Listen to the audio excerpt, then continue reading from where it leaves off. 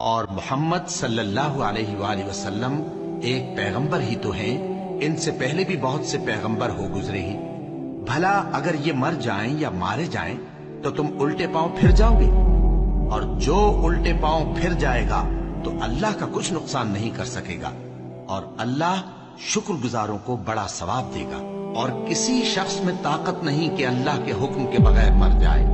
اس نے موت کا وقت مقرر کر کے لکھ رکھا ہے، اور جو شخص دنیا میں اپنے اعمال کا بدلہ چاہے اس کو ہم یہی بدلہ دے دیں گے، اور جو آخرت میں طالب ثواب ہو اس کو وہاں اجر عطا کریں گے، اور ہم شکر گزاروں کو ان قریب بہت اچھا صلہ دیں گے۔ اللہ تک نہ ان کا گوشت پہنچتا ہے اور نہ خون، بلکہ اس تک تمہاری پرہیزگاری پہنچتی ہے۔ اسی طرح اللہ نے ان کو تمہارے زیر فرمان کر دیا ہے تاکہ اس بات کے بدلے کہ اس نے تم کو ہدایت بخشی ہے اسے بزرگی سے